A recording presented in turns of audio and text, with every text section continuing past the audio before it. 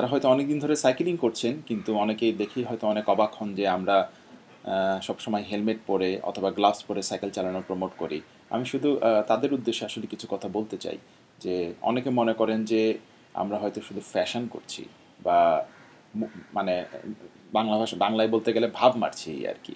আসলে আমি আজকে হেলমেট নিয়ে বলবো না, হেলমেট নিয়ে আরেকদিন বলবো। আজকে আমি বলতে চাই আসলে গ্লাভসের ব্যাপারটা নিয়ে। গ্লাভস ইউজ করার one of the main reason হচ্ছে আসলে আপনার অবশ্যই আপনি যখন সাইকেল চালাবেন আপনার গ্রিপটা ভালো থাকবে এই আর কি। আপনি যাদের হাত ঘেমে যায় বা বৃষ্টি হয় সাইকেলে, আমাদের হ্যান্ডেলবারে গ্রিপটা ভালো হয়, কিন্তু ওটার চেয়েও কিন্তু আরেকটা বড় রিজন আছে আমাদের গ্লাভস ইউজ করার। সেটা আপনি একটু চিন্তা করে দেখেন। অনেকেই ভাবেন যে না, গ্লাভস কেন ইউজ করতেছে এরা, এরা কেন সবসময় গ্লাভস পরে সাইকেল চালানো প্রমোট করছে।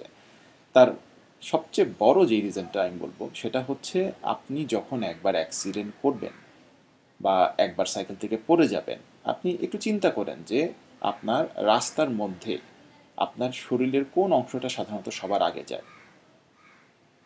আপনি যখন অ্যাক্সিডেন্ট করে পড়ে যাচ্ছেন, আপনি স্বভাবতই চেষ্টা করবেন হাত দিয়ে আপনার আহ, পড়াটাকে থামাতে, বা আপনি যাতে সবচেয়ে কম ব্যথা পান বা আপনার মাথায় যাতে আঘাত না লাগে। এটা কিন্তু মানুষের সহজাত প্রবৃত্তি।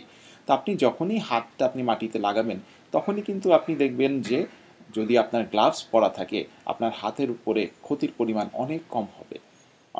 অনেক সময় দেখা যায় যে যারা গ্লাভস ইউজ করেন না, তাদের হাতের তালু ফেটে যায়। হাতের তালু থেকে বিভিন্ন টাইপের অসুখ হতে পারে এই আর কি। এখানে এখন ইটের টুকরা বিভিন্ন রাস্তাঘাটে বিভিন্ন ময়লার টুকরা লেগে কেটে যেতে পারে। এটা থেকে বাঁচার জন্য কিন্তু গ্লাভসটা আপনাকে অনেক সহায়তা করবে।